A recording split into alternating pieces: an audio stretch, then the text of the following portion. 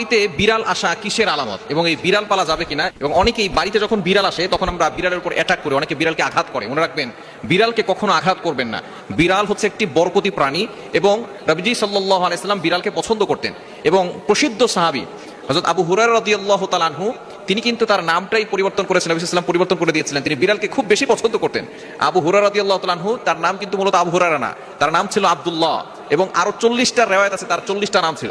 বিভিন্ন মতামত দিয়েছেন হাদিস বিশারদগণ যারা রয়েছেন, মুহাদ্দিসে কিরাম যারা রয়েছেন, তারা বলেছেন তার 40টা নাম ছিল।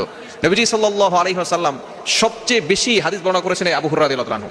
তিনি সবসময় তার এই জামার আস্তিনে বিড়াল নিয়ে ঘুরতেন। একবার নবীজি সাল্লাল্লাহু আলাইহি সাল্লামকে, নবী সাল্লাল্লাহু আলাইহি সাল্লাম তার এই বিড়াল দেখে তাকে ডাকলেন, ইয়া আবা হুরায়রা, হে বিড়ালের পিতা। এই কথা বলে যখন ডেকেছেন, তার কাছে এই নামটা খুব পছন্দনীয় হয়েছে, তিনি সকলের কাছে এই নামেই তিনি প্রসিদ্ধ হয়েছেন। সুতরাং বিড়ালকে কখনো অপছন্দ করবেন না। এবং বুখারী মুসলিম শরীফের ভিতরে হাদিস এসেছে, মুসলিম শরীফের 5745 নম্বর হাদিসের ভিতরে রয়েছে, নবীজি সাল্লাল্লাহু আলাইহি সাল্লাম জানিয়ে দিয়েছেন, এক মহিলা বিড়ালকে আযাব দেওয়ার কারণে তাকে কবরে শাস্তি দেওয়া হচ্ছিল। এক মহিলা বিড়ালকে বেঁধে রেখেছিল, তাকে খাবারও দেয় নাই, পানিও দেয় নাই, যার কারণে সে বিড়াল মারা গিয়েছে।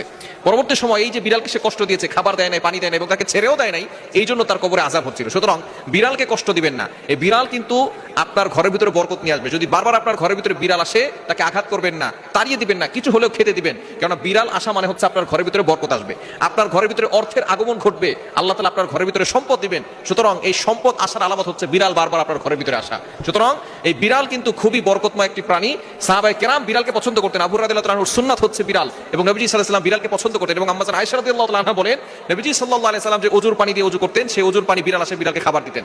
আবার অনেক সময় ওজুর পানিতে বিড়াল যদি মুখ দিত, সেই পানিতে আবার ওযু করে নিতেন। সুতরাং বিড়াল হচ্ছে পবিত্র প্রাণী, পরিষ্কার পরিচ্ছন্ন একটি প্রাণী। সুতরাং ইসলাম এই বিড়ালকে পালা যাবে, এতে কোনো সমস্যা নাই, ইসলাম সাপোর্ট করে। তবে অবশ্যই বিড়াল আপনি রেখে তাকে কোনো কষ্ট দিবেন না, বিড়ালকে কোনো কষ্ট দিবেন না। বিড়ালকে আপনি ভালোবাসবেন, তাকে খাবার দিবেন, খাদ্য দিবেন, এবং যদি আপনি বাইরে যান তাকে অবশ্যই খাবার দিয়ে যাবেন, তাকে কষ্ট দিবেন না। কেননা এক মহিলা খাবার না দেওয়ার কারণে, কষ্ট দেওয়ার কারণে তাকে কবরে আযাব দেওয়া হচ্ছিল। মুসলিম শরীফের হাদিস, বুখারী শরীফের ভিতরে হাদিসটি কয়েকবার এসেছে। সুতরাং বিড়ালকে আপনি পালতে পারবেন, ইসলাম এটাকে জায়েজ করেছে। তবে বিড়াল যদি কোথাও পায়খানা করে দেয়, সেই জায়গাটাকে পরিষ্কার পরিচ্ছন্ন করবেন, সেটা কিন্তু নাপাক হয়ে যাবে। এই ক্ষেত্রে ওই জায়গাটা পরিষ্কার করে নেবেন, এবং বিড়াল আপনি পালতে পারবেন। কারণ বিড়ালের যে লালাটা আছে, এটা হচ্ছে পরিষ্কার এবং পরিচ্ছন্ন, এখানে কোনো ভাইরাস নেই।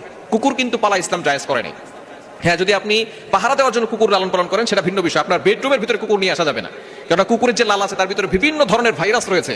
এগুলো যদি আপনার ঘরের ভিতরে চলে যায়, তাহলে আস্তে আস্তে ভাইরাসের ভিতরে আপনি চলে যেতে পারেন, বিভিন্ন রোগ হতে পারে। কিন্তু বিড়ালের লালার ভিতরে কোনো ধরনের জীবাণুনাশক অথবা কোনো ভাইরাস নাই, এজন্য বিড়াল আপনি পালতে পারবেন, এটা ইসলাম সাপোর্ট করে। এবং ঘরের ভিতরে বিড়াল আসলে তাকে তাড়িয়ে দিবেন না, তাকে মারবেন না। বারবার বিড়াল আসা মানে হচ্ছে ঘরের ভিতরে বরকত আসার আলামত।